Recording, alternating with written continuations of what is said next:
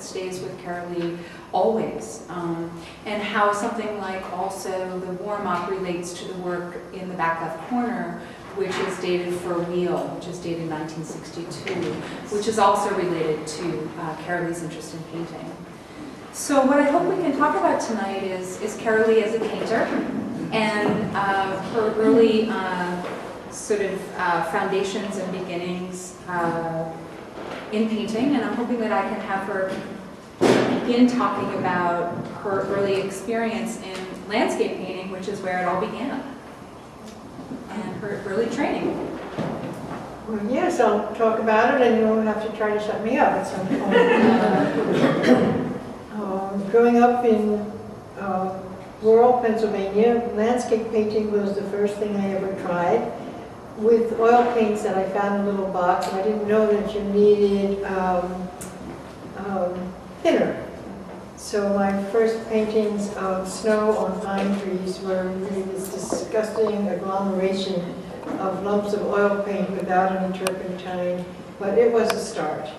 The other part of the work is that there was always motion from the earliest drawings from when I was 4 years old, which I'm working with right now in a lecture called Mysteries of the Iconographies.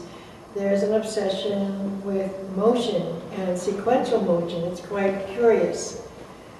So there's motion, and then as a landscape painter, the inevitable defeat that I felt sitting in this intense sensory surround where everything is changing. I can't grasp the clouds or the mist or the movement of the winds, the aromas. Everything eludes me. But at the same time, it's giving me a sense of rigorous pursuit. And that pursuit has a grounding in Cézanne. Those landscapes with their intensely optical structures in which I begin to see a physicality. But, you know, I'm 18 or 19, so I don't know where this is going to go. The potentiality is intensified by the work of de Kooning, those fractured planes, and certainly by Pollock, where there's the demand that you have to have a muscular response, or, as my father would say, it looks like someone spilled spaghetti. So these are the kinds of perceptual energies that are going to take me into what is called performance, and my objection to that is very intense and peculiar. Should I say anything about that? Sure. Yeah. I mean, I think one of the things that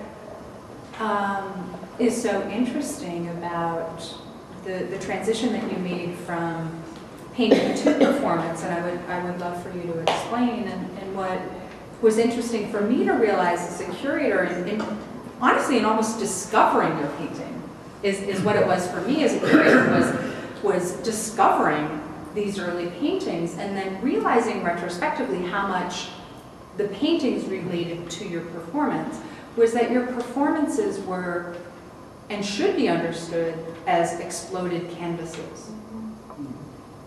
So that when you look at something like Meet Joy, or you look at Body Collage, which are in the other room, that you were, and don't let me put words in your mouth, but I think that you were really thinking of those as extensions of your painting, so that Meet Joy really was an exploded painting.